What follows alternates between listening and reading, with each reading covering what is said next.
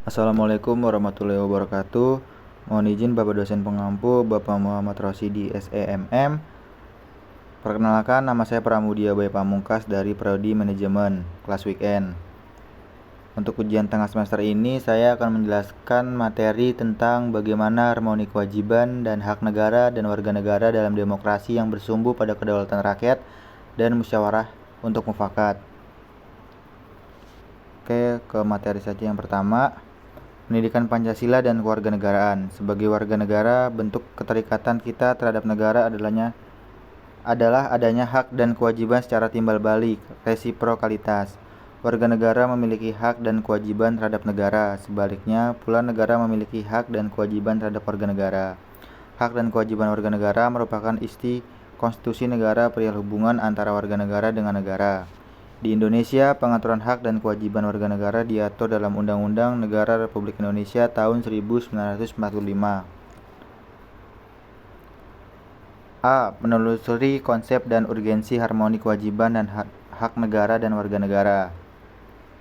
Dalam tradisi budaya Indonesia, semenjak dahulu tatkala wilayah Nusantara ini diperintah raja-raja, kita lebih mengenal konsep kewajiban dibandingkan konsep hak. Konsep kewajiban selalu menjadi landasan aksiologis dalam hubungan rakyat dan penguasa. Rakyat wajib patuh kepada titah raja tanpa reserve sebagai bentuk penghambatan total. Apa sebenarnya yang dimaksud dengan hak dan kewajiban itu dan bagaimanakah hubungan keduanya?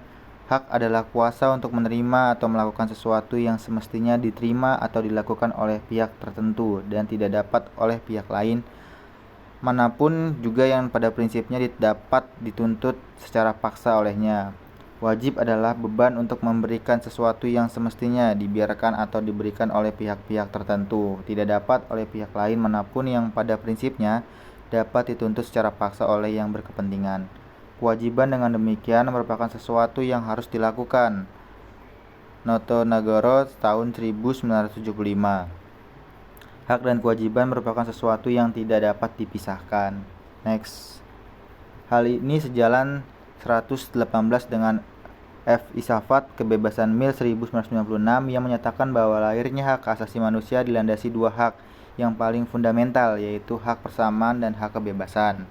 Hak kebebasan seseorang menurutnya tidak boleh dipergunakan untuk memanipulasi hak orang lain dan demi kepentingan sendiri.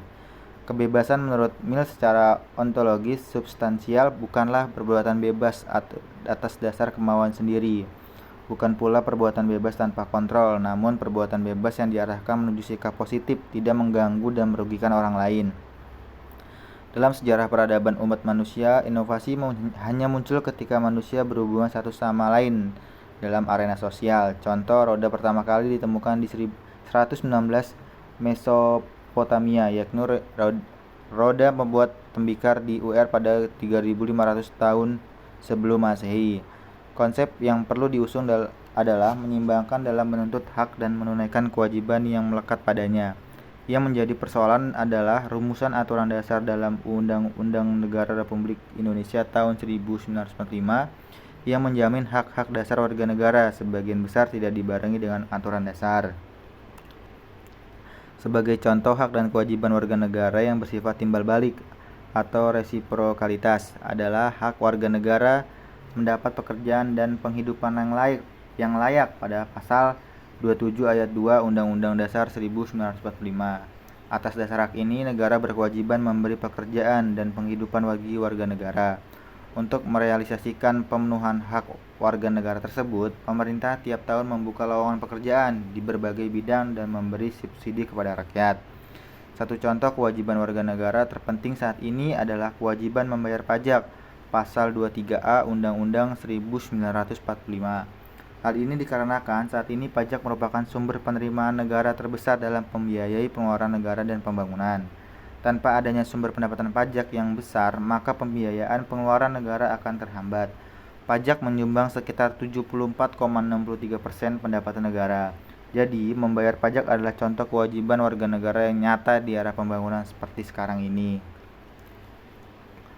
B. Menanya alasan mengapa diperlukan harmoni kewajiban dan hak negara dan warga negara di Indonesia.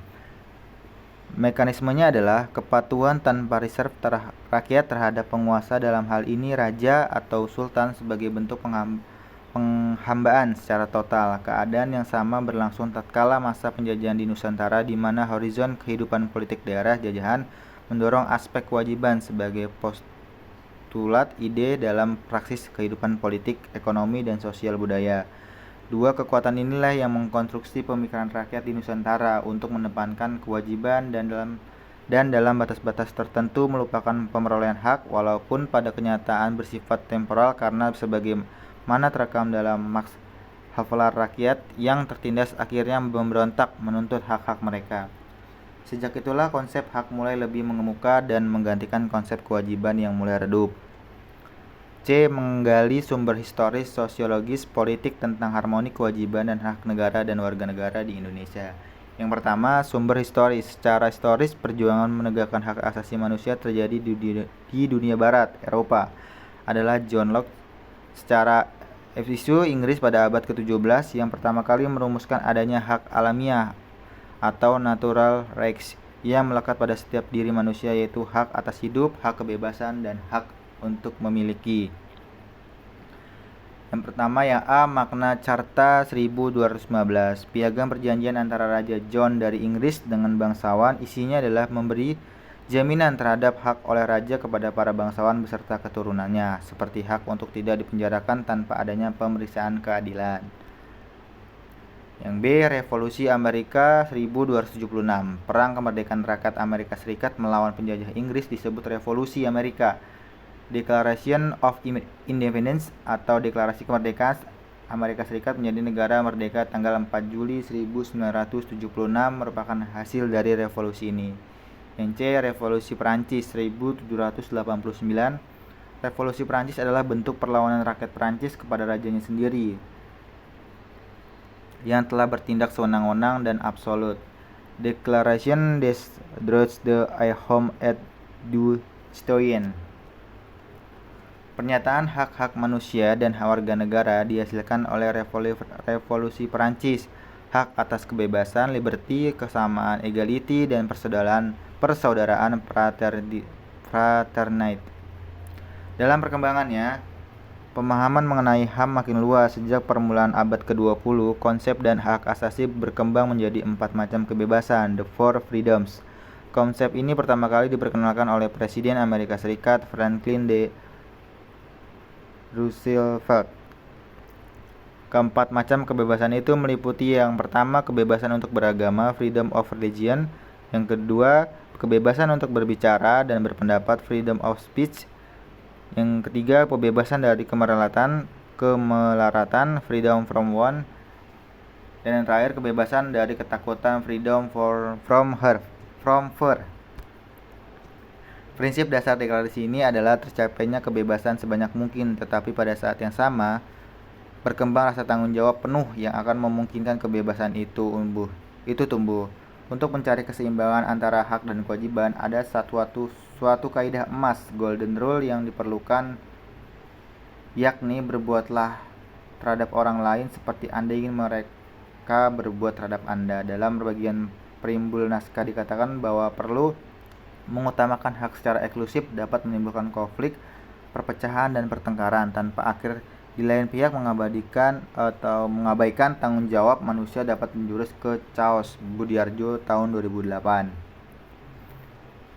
Sumber sosiologis. Akhir-akhir ini kita menyaksikan berbagai gejolak dalam masyarakat yang sangat memprihatinkan, yakni munculnya karakter buruk yang ditandai kondisi kehidupan sosial budaya kita yang berubah sedemikian drastis dan fantastis. Bangsa yang sebelumnya dikenal penyabar, ramah, penuh sopan santun, dan pandai basa-basi sekonyong-konyong menjadi pemarah, suka mencaci, pendendam, perang antar kampung, dan suku dengan tingkat kejaman yang sangat biadab. Sumber politik yang mendasari dinamika kewajiban dan warga negara. Indonesia adalah proses dan hasil perubahan Undang-Undang Negara Republik Indonesia tahun 1945 yang terjadi pada era reformasi. Pada awal era reformasi pertengahan 1998 muncul berbagai tuntutan reformasi di masyarakat. Tuntutan tersebut disampaikan oleh berbagai komponen bangsa, terutama oleh mahasiswa dan pemuda. Membangun argumen tentang dinamika dan tantangan harmoni kewajiban dan hak negara dan warga negara. Aturan Dasar Ihwal Kewajiban dan Hak Negara dan Warga Negara setelah perubahan Undang-Undang Negara Republik Indonesia 1945 mengalami dinamika yang luar biasa. Berikut disajikan bentuk-bentuk perubahan aturan dalam dasar Undang-Undang Negara Republik Indonesia 1945 sebelum dan sesudah amandemen tersebut. 1. Aturan Dasar Ihwal Pendidikan dan Kebudayaan serta Ilmu Pengetahuan dan Teknologi. Ketentuan mengenai hak warga negara di bidang pendidikan semula diatur dalam pasal 31 ayat 1 Undang-Undang Negara Republik Indonesia 1945. Setelah perubahan Undang-Undang Negara Republik Indonesia tahun 1945, ketentuannya tetap diatur dalam pasal 31 ayat 1 Undang-Undang Negara Republik Indonesia 1945 namun dengan perubahan. Yang kedua, Aturan Dasar Ihwal Perekonomian Nasional dan Kesejahteraan Sosial. Bagaimana ketentuan mengenai perekonomian nasional diatur dalam Undang-Undang Negara Republik Indonesia tahun 1945. Sebelum diubah, ketentuan ini diatur dalam bab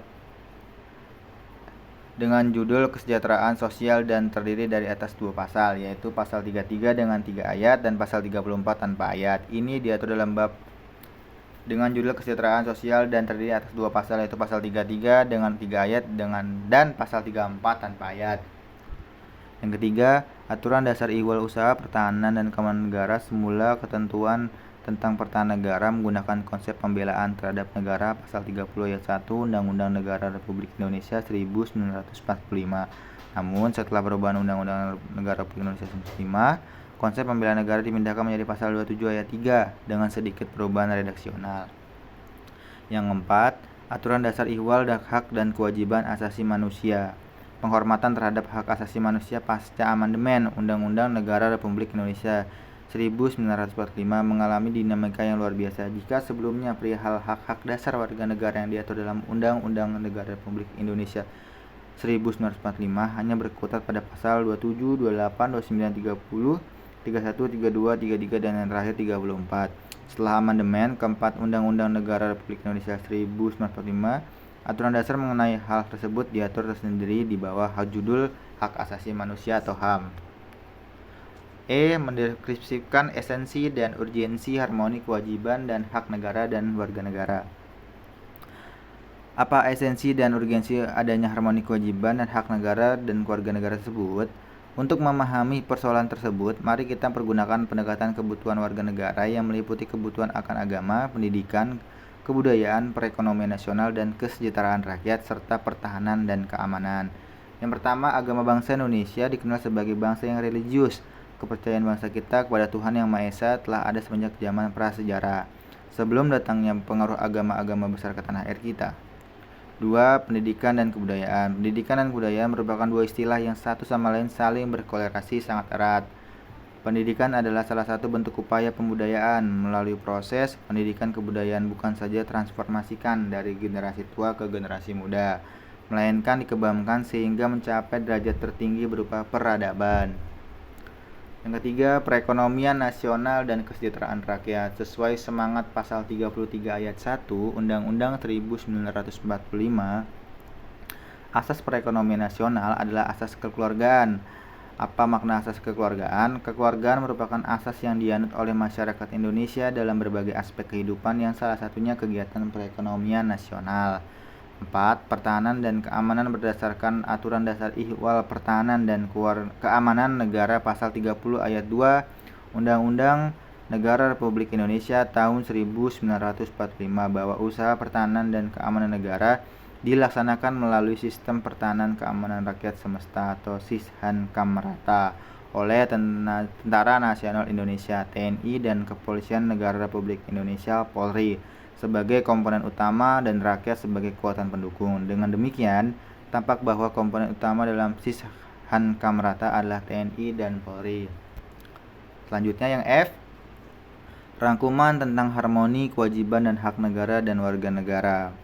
Yang pertama, hak adalah kuasa untuk menerima atau melakukan sesuatu yang semestinya diterima atau dilakukan melulu oleh pihak tertentu dan tidak dapat oleh pihak lain manapun, juga yang pada prinsipnya dapat dituntut secara paksa olehnya. Wajib adalah beban untuk memberikan sesuatu yang semestinya dibiarkan atau diberikan melulu oleh pihak tertentu tidak dapat oleh pihak lain manapun, yang pada prinsipnya dapat ditentu secara paksa oleh yang berkepentingan. 2. Hak dan kewajiban warga negara merupakan wujud dari hubungan warga negara dengan negara. Hak dan kewajiban bersifat timbal balik bahwa warga negara memiliki hak dan kewajiban terhadap negara. Sebaliknya pula negara memiliki hak dan kewajiban terhadap warga negara. Ketiga, hak dan kewajiban warga negara dan negara Indonesia diatur dalam Undang-Undang Negara Republik Indonesia 1945 mulai pasal 77 sampai 34, termasuk di dalamnya ada hak asasi manusia dan kewajiban dasar manusia. Pengaturan akan hak dan kewajiban tersebut bersifat garis besar yang penjabarannya dituangkan dalam suatu undang-undang. Sekalipun aspek kewajiban asasi manusia jumlahnya lebih sedikit jika dibandingkan dengan aspek hak asasi manusia sebagaimana tertuang dalam Undang-Undang Negara Republik Indonesia 1945. Namun secara filosofis tetap mengindikasikan adanya pandangan bangsa Indonesia bahwa hak asasi tidak dapat berjalan tanpa dibarengi kewajiban asasi. Dalam konteks ini, Indonesia menganut paham harmoni antara kewajiban dan hak ataupun sebaliknya, harmoni antara hak dan kewajiban. Yang kelima, hak dan kewajiban warga negara dan negara mengalami dinamika terbukti dari adanya perubahan-perubahan dalam rumusan pasal-pasal Undang-Undang Negara Republik Indonesia 1945 melalui proses amandemen dan juga perubahan undang-undang yang menyertainya. 6. Jaminan akan hak dan kewajiban warga negara dan negara dengan segala dinamikanya diupayakan berdampak pada terpenuhinya 144 keseimbangan yang harmonis antara hak dan kewajiban negara dan warga negara.